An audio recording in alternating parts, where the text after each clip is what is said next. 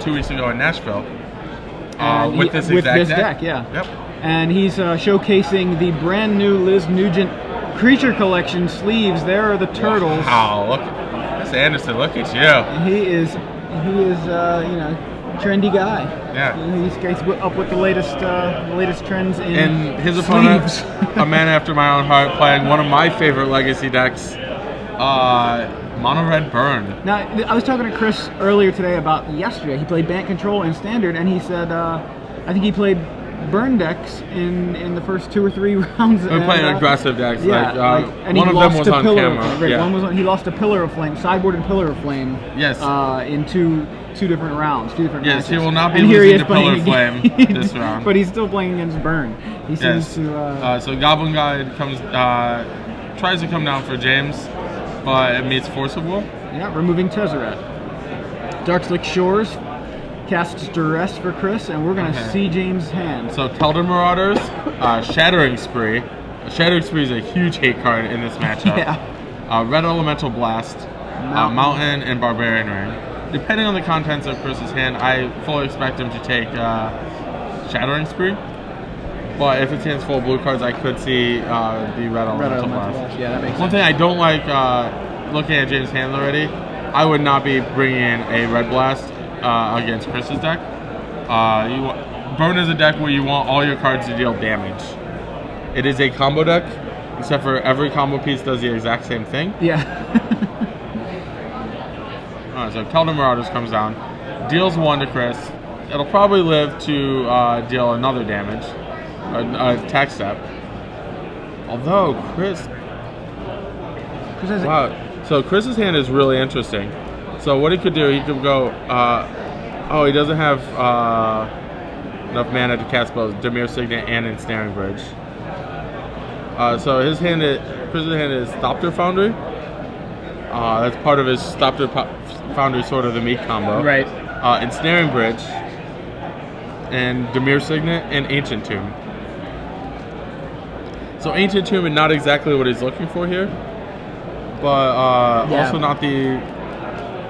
If he can get it down, get rid of the rest of his hand pretty quickly, he can lock James's creatures out of attacking. But he can't quite do it. If he played Ancient Tomb and Ensnaring Bridge, he'd still be left with exactly 3 cards in his hand. So the bridge wouldn't be as effective as Bridge would not be effective, and he'd have Ancient Tomb as 2 damage that Chris would rather not take. Right. So James untaps, swings in with the Marauders, slowly fading away, but they're going to do their damage.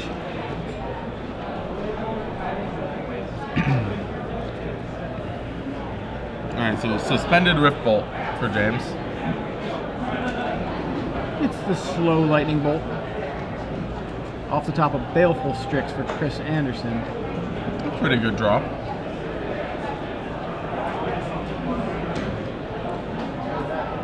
And looks like we're going to see the Strix here. Yeah. James says he would have the option to Pyroblast it, but I'm not sure that he should. We'll see what James decided it up. Says take Solves. it. Draws a Signet. I think there's another Dimir Signet. Yes. There's an Ancient Tomb. So Ancient Tomb really dangerous against a burn deck. He really needs the mana. He'd love to be able to play out more Signets, but does he want to take 2 damage and do so? Yeah, free burn spell. Yep. I like to think of James's deck as a 7-card combo deck. You draw 7 spells. Everything does 3. Yeah, 7-card combo decks aren't very good in Legacy unless you can play a deck full of redundant combo pieces. Yeah, it's a 7-card combo, and 40 of your cards, or you just need to draw 7 of the 40. Yes. Exactly. In this case, James is playing 19 lands. Okay, 41. Yes. So he has a couple Magma Jets to help him find lands if he needs it, or not find lands if that's what he desires. So Chris passes the turn, Marauders fades away, Rift Bolt unsuspends and bolts Chris down to 11, and now James. So James's hand is Barbarian Ring, Goblin Guide, and Red Elemental Blast.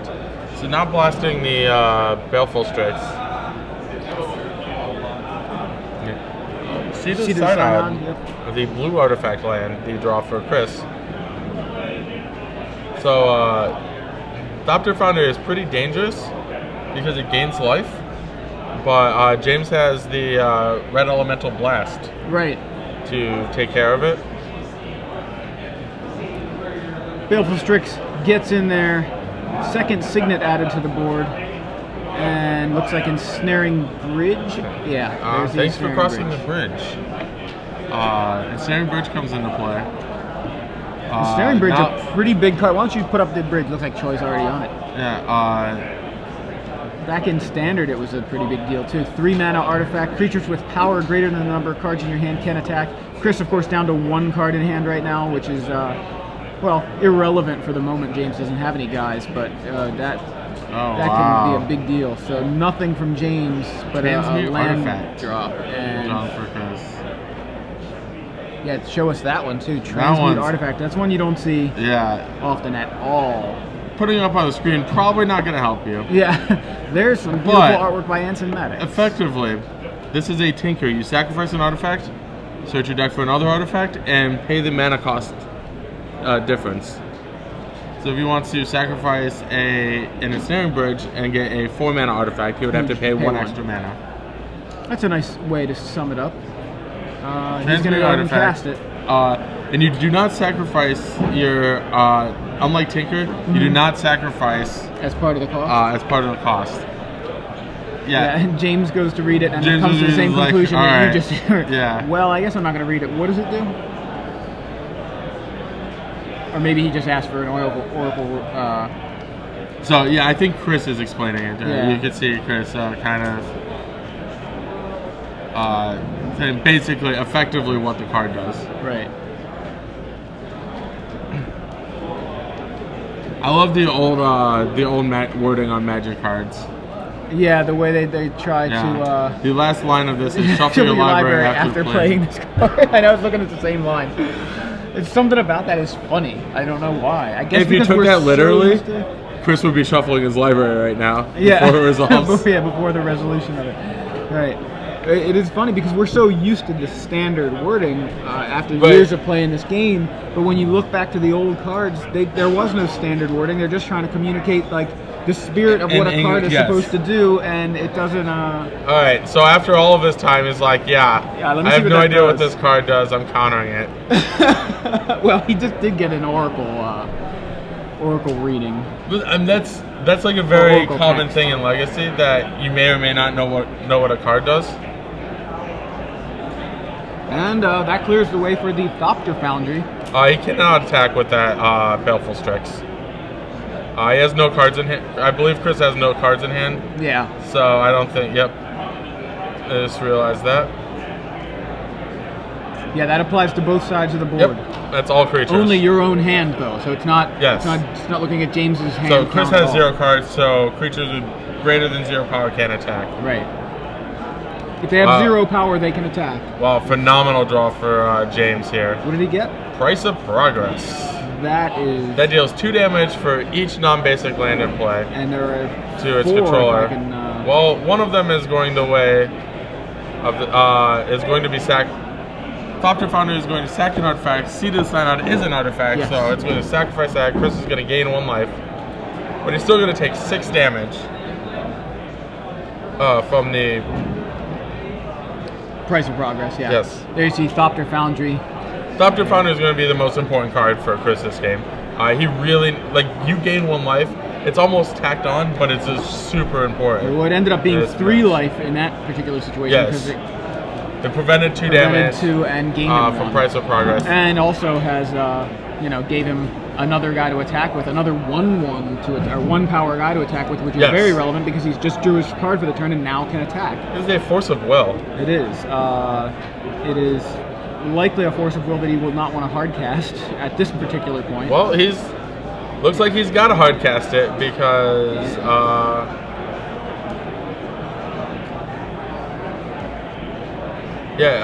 his options are to take 6. Yeah. That would be lethal. Right. So he could sack some artifacts to stay alive, or he could take 2 damage to... Yeah, he's going to have to do that too.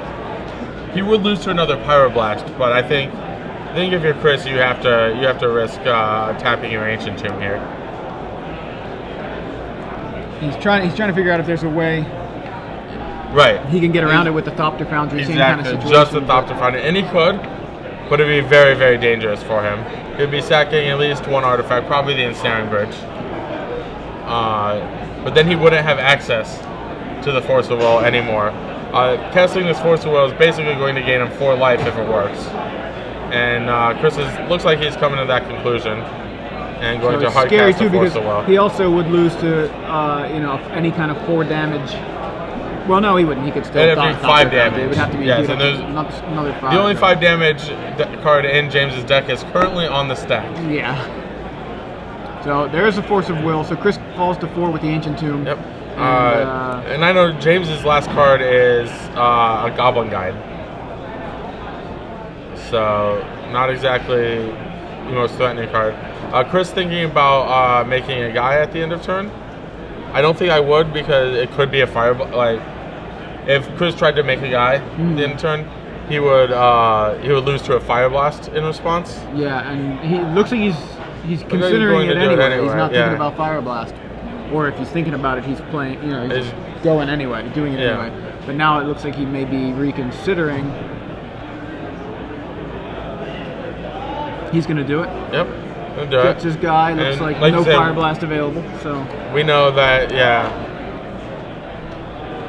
Ooh, Chalice of the Void, huge draw.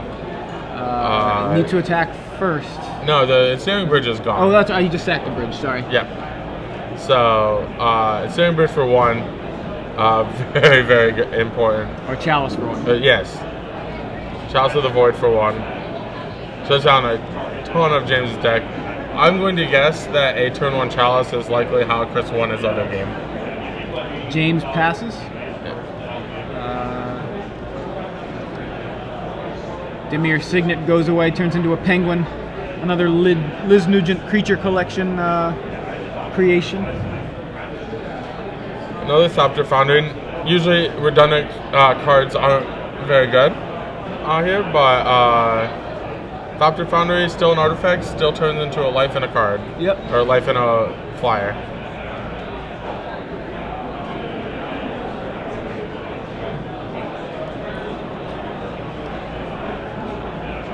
If Chris chooses, he's gonna keep it in his hand. So red Elemental Blast, the draw from James. Not a card that deals damage. Yeah, I think one mistake of many burn players, one mistake you'll never see Patrick Sullivan making, is bringing in random non-damage spells in his burn deck. Besides the fact that it doesn't make mana, he can't cast it because of Chalice on 1. Yes. Well, he can cast it, it just gets countered. Right. Looks like the Thopter doing some work again, making a 4th penguin, so that's 5 power on Chris's side of the board. Oh, a 5th penguin. Yeah, Baleful Strix basically gains him a life. Loses Death Touch, you gain a life. He's already a 1/1 flyer, just wants the extra life. Yep. Can't say I blame him. Yeah, the Death Touch not too relevant at this point. Hey, Thirst for Knowledge. Yeah, Thirst for Knowledge off the top. All 5 penguins getting in. Not too important, but James says go, and we're gonna say just wants a lethal attacker. And yeah, let me show you all my one mana cards that I've drawn since